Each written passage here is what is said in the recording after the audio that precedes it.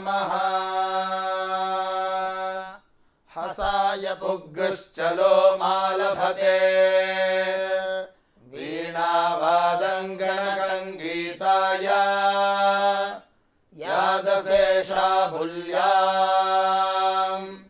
नर्माय भद्रवतीं तूर्णवध्वङ्ग्रामण्यं पाणिसङ्घातं नृत्ताय मोदायानुक्रोशकम् आनन्दाय तलवम् अक्षराजाय कितवम् कृताय सभाविनम् त्रेताय आदिनवदर्शम् द्वापराय बहिःसदम् करये सभास्थाणुम् दुष्कृताय चरकाचार्यम् अध्वने ब्रह्मचारिणम् पिशाचेभ्यः शैलगम् पिपासायैकोऽभ्यच्छम् निर्वृत्यैको घातम् क्षुधे गोविकर्तम् क्षुतृष्णाभ्यान्तम् योगां विकृन्तन्तं मागुंसं भिक्षमाण उपतिष्ठते भूम्ये पीठसर्पिणमालभते अग्नये गुंसलम् वायवे चाण्डालम् अन्तरिक्षाय वगुंसनर्तिनम् दिवे फलतिं सूर्याय हर्यक्षम् चन्द्रमसे मिर्मिरम् नक्षत्रेभ्यः किलासम् अह्ने शुक्लं पिङ्गलम् रात्रियै कृष्णं पिङ्गाक्षम् वाचे पुरुषमालभते प्राणमपानं व्यानमुदानगुं समानन्तान् वायवे सूर्याय चक्षुरालभते मनश्चन्द्रमसे दिग्भ्यः श्रोत्रम् प्रजापतये पुरुषम् अथैतानरूपेभ्य आलभते अतिह्रस्वमतिदीर्घम् अतिकृशमत्यगुंसलम् अतिशुक्लमतिकृष्णम् अतिश्लक्ष्णमतिलोमशम् अतिमिर्मिरमतिदन्तुरम् अतिमिर्मिरमतिमेमिषम् आशायै जामिम् प्रतीक्षायै कुमारी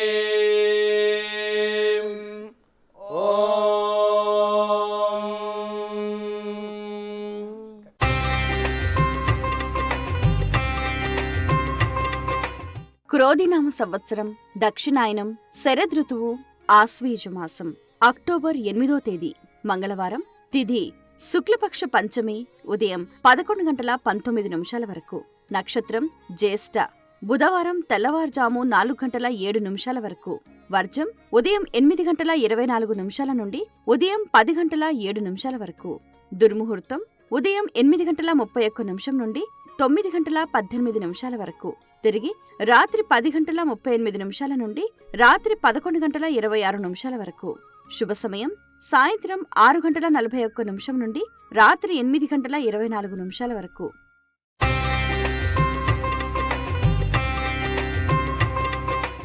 నమస్కారం.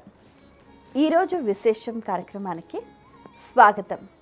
సర్వమంగళ మాంగళ్యే శివే సర్వార్థ సాధకే శరణ్యే త్రయంబకే గౌరీదేవి నారాయణి నమోస్తుతే. దేవి శరన్నవరాత్రులలో 6వ రోజున అమ్మవారు శ్రీ మహాలక్ష్మీదేవిగా దేదీప్యమానంగా దర్శనమిస్తుంది. సకల సిరులను కురిపించే శ్రీవారి దేవేరి లక్ష్మీ స్వరూపంగా ఈ సమస్త లోకాలకు కూడా ఐశ్వర్యాన్ని అందించే అధిదేవతగా భక్తుల చేత నిత్య నీరాజనాలు అందుకుంటుంది. ఆమె ధనము, ధాన్యము, ధైర్యము, విజయము, విద్య, సుఖము, సంతోషము, సౌఖ్యము, అలాగే ఇలా అన్ని రకాల ఐశ్వర్యాలను, అన్ని సిద్ధులను అనుగ్రహించే సమిష్టి స్వరూపంగా అమృతమూర్తిగా భాసిల్లుతోంది. మహాలక్ష్మీదేవి అలంకారంలో భాగంగా ఈ రోజున ఆమెకు ఇరువైపులా కూడా గజలక్ష్ములు ఎంతో చక్కగా ఆమెకు వింజామర్లు వీస్తున్నట్టుగా, ఆమె చేతిలో కమలాలు ధరించి చిరుమందహాసంతో అందరినీ కూడా అనుగ్రహిస్తున్న భక్తవత్సలదాయిని శ్రీ మహాలక్ష్మీదేవి. ఈ రోజున అమ్మవారికి ఎర్రటి పూలను సమర్పించి శ్రీ సూక్తము, అలాగే లక్ష్మీ స్తోత్రాలు పఠించడం మంచిది. అలాగే అమ్మవారికి నివేదన అందించే క్రమంలో పూర్ణాలు చేసి ఆ అమ్మవారి పూర్ణత్వాన్ని కూడా ప్రతి ఒక్కరూ పొందే ప్రయత్నం చేస్తూ ఉంటారు. కాబట్టి పూర్ణాలు నివేదన చేయాలి. అలాగే ఇక నవదుర్గా స్వరూపాలలో అమ్మవారు ఈ రోజున కాత్యాయని స్వరూపంలో దర్శనమిస్తుంది. ఈ అలంకారం చాలా విశిష్టమైనది, వైవిధ్యమైనది. కథ అనే ఒక మహర్షికి కుమారుడైన కాత్య అనే అతను ఈ దేవిని విశేషంగా ఆరాధించాడు. ఆమె కూతురుగా కావాలి అని ప్రార్థించారు. సో అతని తపస్సుకు మెచ్చిన ఆ భువనేశ్వరి దేవి కాత్యాయనిగా అతన్ని అనుగ్రహించింది. అప్పటి నుంచి కూడా ఆ తల్లి ఎంతో దేదీప్యమానంగా సుందర సుమనోహర స్వరూపంతో బంగారు వర్ణ ఛాయతో దర్శనమిస్తూ ఉంది. కాత్యాయని అమ్మవారికి సంబంధించి మరొక విశేషం ఏంటంటే, బ్రహ్మ, విష్ణు, మహేశ్వరులు తమ తేజస్సులను ఒకచోట పెట్టగా మొదటగా ఈ కాత్య అనే ఒక మహర్షి ఆ తల్లిని ఆరాధించాడనమాట. సో బంగారు వర్ణ ఛాయతో దేదీప్యమానంగా వెలుగొందే ఆ తల్లి అనుగ్రహిస్తూ ధర్మార్థ కామ మోక్షాలను, చతుర్విధ పురుషార్థాలను అందిస్తూ ఉంది. ఇక ఆ తల్లి వైభవ ప్రాభవాలు వర్ణించాలి అని అంటే ఆదిశేషుడికైనా కూడా సాధ్యం కాదంటే కూడా అతిశయోక్తి కాదు. అమ్మవారు ఎంతో చక్కగా 4 చేతులతో కాత్యాయని దేవి దర్శనమిస్తుంది. అభయవర్ధ హస్తాలు, అలాగే ఒక చేతిలో ఖడ్గం, మరొక చేతిలో పుష్పంతో అనుగ్రహిస్తూ ఉంది. ఈ తల్లిని ఆరాధించిన వారికి సుఖ సంతోషాలు, ఐశ్వర్యాభివృద్ధి కలుగుతుంది అనటంలో ఎటువంటి సంశయం లేదు. ఇక బతుకమ్మ సంబరాల విషయంలోకి వచ్చేసరికి ఈ రోజున అమ్మవారిని వేపకాయల బతుకమ్మ అని అంటూ ఉంటారు. ఎంతో చక్కగా గునుగు పూలు, తంగేడు పూలు, బంతి పూలు, చామంతి పూలతోటి చక్కగా పేర్చేసి అందులో గౌరమ్మను పెట్టి పూజిస్తూ వస్తున్నారు. ఆడపడుచులంతా ఎంతో చక్కగా ఆటపాటలతోటి కూడా ఎంతో అపురూపంగా ఆ గౌరమ్మను సౌభాగ్యాలు అందించు అంటూ కూడా ఆరాధిస్తూ ఉంటారు. ఈ రోజున సకినాల పిండిని వేపకాయల ఆకారంలో వాళ్ళు చక్కగా వేయించి ఆ పదార్థాన్ని చక్కగా సిద్ధం చేసి అందరూ కూడా ఒకరికొకరు ఇచ్చిపుచ్చుకునే క్రమంలో ఆనందాన్ని పంచుకుంటూ ఉంటారు. శ్రీవారి నవాహ్నిక సాలకట్ల బ్రహ్మోత్సవాలలో భాగంగా సప్తగిరులపై కొలువై ఉన్న ఆ స్వామివారు ఈరోజు వాహన సేవలలో భాగంగా ఉదయం మోహిని అలంకారంలో, సాయంత్రం గరుడ వాహనారూఢుడై ఎంతో చక్కగా మలయప్ప స్వామి భక్తులను అనుగ్రహిస్తుంటారు. మోహిని అవతారానికి సంబంధించి ఎన్నో కథలు ప్రచారంలో ఉన్నాయి. అంటే మొట్టమొదటిగా స్వామివారు కూర్చున్న భంగిమలో ఎంతో చక్కగా స్త్రీలు ధరించే సకల ఆభరణాలు ధరిస్తాడు.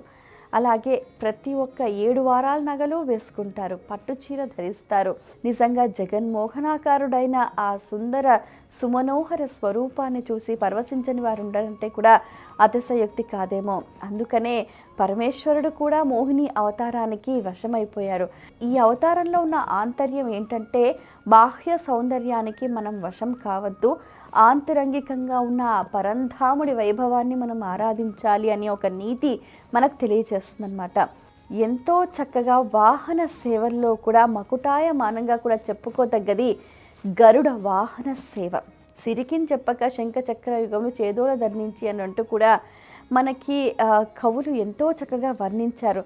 భక్తులు స్వామివారిని వేడుకోవాలే కానీ అన్నీ వదిలేసి పరిగెత్తుకుంటూ వచ్చిన నేపథ్యంలో గరుడు సిద్ధంగా ఉంటాడట స్వామివారిని ఆ భక్తుడి చెంతకు చేర్చటానికి. అందుకనే మలయప్ప స్వామివారు గరుడ వాహనారూఢుడై ఎన్నో రకాల ఆభరణాలు ధరిస్తాడు. మకర కంఠిమాల, లక్ష్మీమాల, గరుడమాల, అలాగే మనకు తిరుచానూరు నుంచి వచ్చిన ఆభరణాలు, అలాగే మనం గమనిస్తే కూడా విల్లీపుత్తూరులో ఆ తల్లి గోదాదేవి ధరించిన పుష్పమాలికలు కూడా ఆ స్వామివారికి ఎంతో చక్కగా శోభాయమానంగా కూడా అలంకరిస్తూ ఉంటారు. తిరుమాడ వీధుల్లో కూడా స్వామివారు గరుడ వాహనంపై ఊరేగుతూ అశేష భక్త జనావళిని కూడా అనుగ్రహిస్తూ ఉంటారు. గరుడ వాహనం సమయంలో కూడా తిరుమల అంతా కూడా జనంతో కిక్కిరిసిపోతుంది అంటే కూడా అతిశయోక్తి కాదు. మనం ఎప్పుడైతే ఆ స్వామివారి వాహనం వెంట 4 అడుగులు వేస్తామో జీవితంలో మనం చరితార్థులం అవుతామో, మన జన్మ ధన్యమవుతుంది, మనకు లోక ప్రాప్తి కలుగుతుంది, సత్యలోక ప్రాప్తి కలుగుతుంది అని కూడా చెప్తూ ఉంటారు. అందుకనే గరుడ వాహన సేవలో ప్రతి ఒక్కరూ కూడా పాల్గొనడానికి చాలా ఆసక్తి చూపిస్తూ ఉంటారు.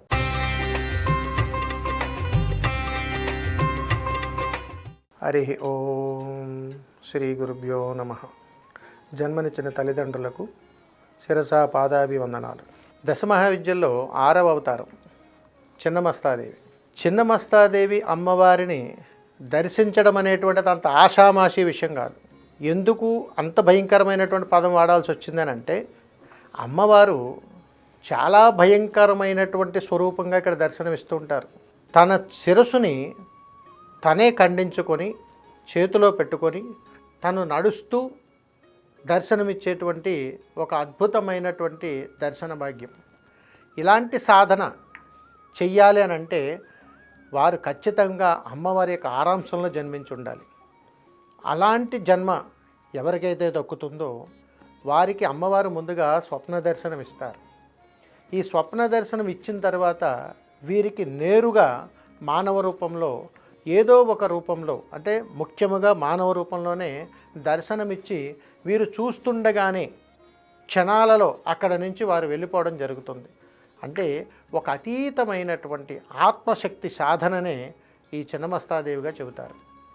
ఈ చిన్నమస్తాదేవిలో మనిషి తనను తాను బలహీనమైనటువంటి కోరికలతోటి మారిపోయి తన జీవితాన్ని చిన్నాభిన్నం చేసుకుంటూ చక్కటి అద్భుతమైనటువంటి జీవితాన్ని సర్వనాశనం చేసుకోకుండా ఉండడం కోసం అమ్మవారు తన యొక్క కోరికలను అదుపులో బలీనం కాకుండా చేసుకోవటానికి చూపించగలిగేటువంటి ఏకైక నిజస్వరూపం ఏదైనా ఉన్నదానంటే చిన్నమస్తానాదేవి. ఇలాంటి చిన్నమస్తానాదేవి యొక్క అమ్మవారి దర్శనం మనము చాలా ప్రాంతాల్లో చాలా అరుదుగా దర్శనం చేసుకుంటూ ఉంటాం. మనం అంటూ ఉంటాం చాలా సందర్భాల్లో, నా కోరికలు తీరట్లేదండి, చాలా కోరికలు ఉండిపోయి ఏ పని అవ్వటం లేదు, ఇల్లు కొనుక్కోవడమా లేకపోతే ఇంకొకట బిల్డింగా ఉద్యోగమా, అనేక రకాల కోరికలు ఉంటాయి.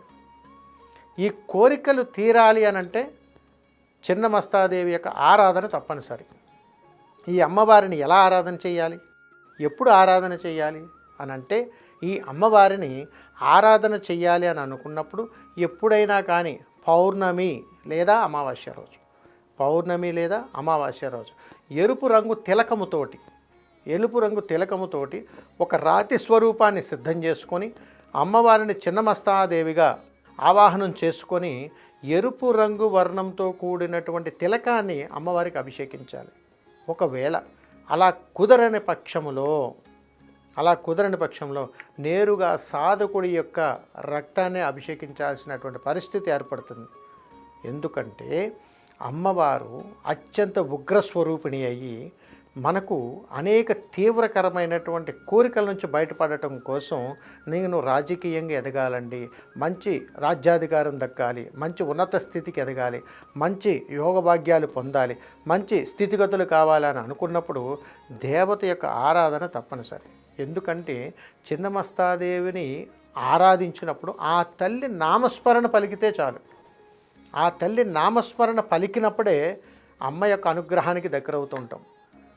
అమ్మా, నిన్ను ఇలా చూస్తున్నానే, నీ మంత్రం ఏంటో నాకు తెలియటం లేదు, కానీ నీ నామస్మరణ చేస్తున్నాను, మరి నాకు ఉన్నటువంటి అనేక కష్టాలు తీరిపోతున్నాయి అంటే అమ్మ ఏమడుతుందంటే ఎరుపు రంగుతో కూడుకున్నటువంటి ఏదైనా జలంతో నాకు అభిషేకం చెయ్యరా అని అడుగుతుంది ఆ తల్లి. అలా చేయగలిగేటువంటి శక్తి సాధకుడికి మాత్రమే ఉంటుంది. అది కూడా ఎలా చెయ్యాలి అని అంటే, ఎరుపు రంగు పుష్పాలను తీసుకొచ్చి మిశ్రమాన్ని చేసి దానిలో ఆవు పాలను నిక్షిప్తం చేసి దానితో కూడా అభిషేకం చేయవచ్చు. అలా ఎర్రటి కుంకుమతో కూడా అభిషేకించవచ్చు. ఎర్రటి కుంకుమలో ఆవు పాలు కూడా రంగరించి ఆ మిశ్రమంతో కూడా అభిషేకించవచ్చు. ఇదేది దొరకని పక్షములో అదే సమయంలో గడియల్లో ఖచ్చితంగా ఎవరైతే చేస్తున్నారో వారికి ఆ రక్తతర్పణ చేసి కూడా అమ్మవారిని పూజించవచ్చు.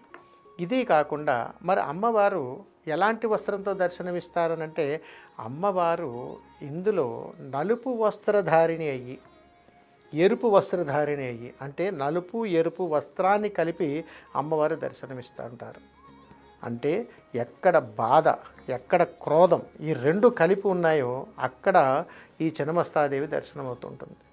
అంటే ఒక మనిషి బలీనమైనటువంటి కోరికలను సొంతం చేసుకోవడం కోసం ఈ చిన్నమస్తాదేవి యొక్క ఆరాధన తప్పనిసరిగా చేస్తూ ఉంటారు.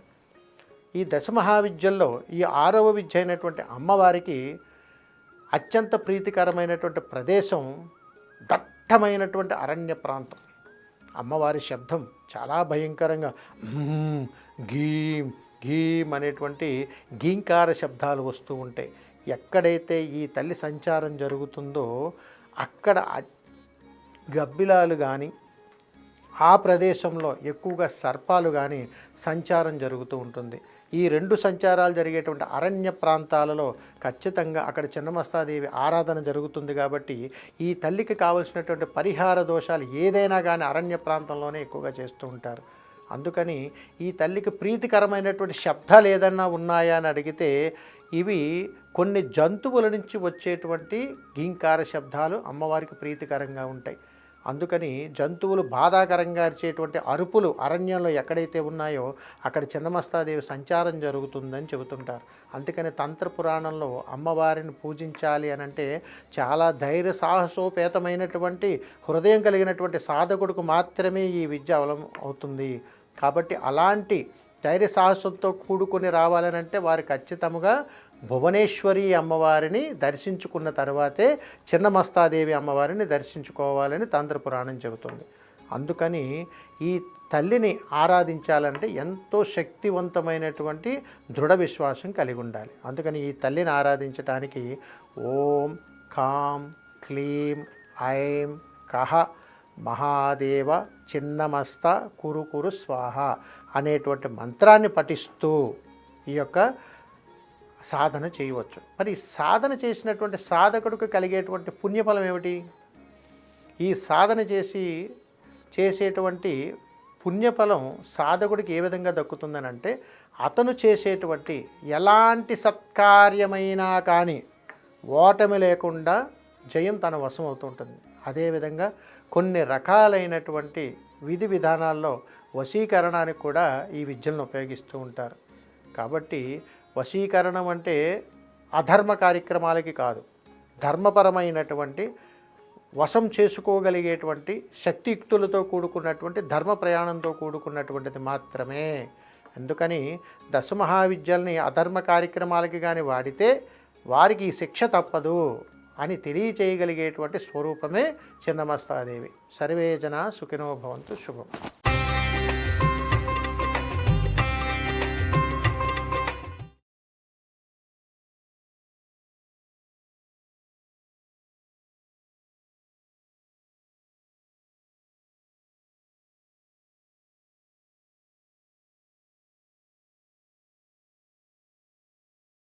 శ్రీ మహాలక్ష్మీదేవి అంబాబాయి దేవాలయం భారతదేశంలోని మహారాష్ట్ర రాష్ట్రానికి చెందిన కొల్హాపూర్లోని ఒక శక్తిపీఠం.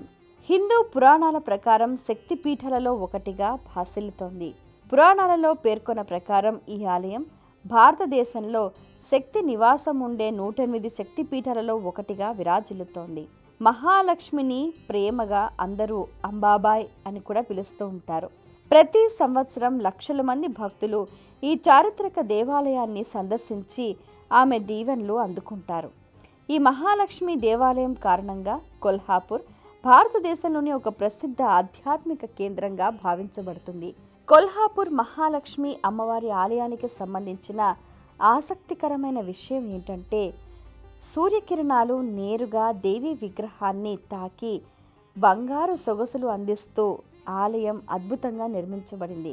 నవరాత్రి వంటి పండుగ సమయాల్లో స్థానికులు, భారతదేశం అంతటా ఉన్న భక్తులు అంబాబాయి దర్శనం కోసం కొల్హాపూర్కి తండోపతండాలుగా విచ్చేస్తూ ఉంటారు. ఈ సమయంలో ఈ ప్రాంతం ప్రకాశవంతమైన రంగులతో, సంగీతంతో ప్రతిధ్వనిస్తూ ఉంటుంది. ఒక రాతి పీఠం పైన 4 చేతులతోనూ 40 కిలోగ్రాముల వజ్రాలతో తయారైన కిరీటంతోనూ మహాలక్ష్మి కొలువై ఉంటుంది. 3 అడుగుల ఎత్తుగల నల్లరాతిపై మహాలక్ష్మి ప్రతిమను చెక్కడం జరిగింది. ఆలయంలోని ఒక గోడపై శ్రీయంత్రం చెక్కబడి ఉంటుంది. ఆలయ పరిసరాల్లో నవగ్రహాల, సూర్యుని, మహిషాసుర మర్దిని, విఠల్ రకమై శివుడు, విష్ణువు, తుల్జా భవాని ఇతర విగ్రహాలు ఉంటాయి. వీటిల్లో కొన్ని విగ్రహాలు 11వ శతాబ్దానికి ముందవని, కొన్ని కొత్తగా ప్రతిష్ఠించినవి. ఆలయం వద్ద మణికర్ణిక కుండం అనే కొలను ఉంది. ఆ కొలను ఒడ్డున విశ్వేశ్వర మహాదేవ్ విగ్రహం ఉంది. మహాలక్ష్మి దేవాలయం హేమాడ్ పంత్ నిర్మాణ శైలిలో ఉంటుంది. ఇది చాలా విశాలమైన ప్రాంగణంలో చుట్టూ ఎత్తైన ప్రహరీ గోడతో ఉంటుంది. ప్రాంగణం మధ్యలో ఉన్న అమ్మవారి ఆలయం ఒక అద్భుత కళా సృష్టి అని చెప్పొచ్చు. ఆలయం అంతా మనోహరమైన శిల్పాలతో దేదీప్యమానంగా వెలుగొందుతూ ఉంటుంది. పశ్చిమాభిముఖంగా ఉండే గర్భగుడి ముందుగా సుమారు 100 అడుగుల పొడవు గల విశాలమైన మండపం ఉంటుంది. గర్భగుడిలో సుమారు 6 అడుగుల చదరంగా ఉన్న ఎత్తైన వేదిక మీద 2 అడుగుల పీఠం, దాని మీద మహాలక్ష్మి విగ్రహం కూర్చొని ఉన్న భంగిమలో ఉంటుంది. 3 అడుగుల ఎత్తున్న మూర్తి చాలా అందంగా, ఆకర్షణీయంగా ఉంటుంది. ఇక్కడ జరిగే ప్రధాన ఉత్సవం నవరాత్రి ఉత్సవం. ముఖ్యంగా ఆశ్వయుజ శుద్ధ పంచమి నాడు విశేషంగా గొప్ప ఉత్సవం నిర్వహిస్తూ ఉంటారు. ఈ రోజున అమ్మవారిని, ఉత్సవమూర్తిని నగరానికి తూర్పుగా 5 కిలోమీటర్ల దూరంలో ఉన్న ఆలయానికి ఊరేగింపుగా తీసుకుని వెళ్తారు. ప్రళయకాలంలో పరమశివుడు తన త్రిశూలంతో కాశీ నగరాన్ని ఎత్తి రక్షించగా నీటిలో మునిగిపోయిన ఈ క్షేత్రాన్ని మహాలక్ష్మి అమ్మవారు తన కరములతో పైకి ఎత్తినందువల్ల ఈ క్షేత్రానికి కరవీర క్షేత్రం అనే పేరు వచ్చిందని చెబుతారు. ఈ క్షేత్రంలో మహాలక్ష్మి అధిష్టాన దేవత కాగా పద్మ, స్కాంద, దేవి భాగవతాలు కూడా అమ్మవారి వైభవ ప్రాభవాల్ని విశేషంగా కీర్తించారు.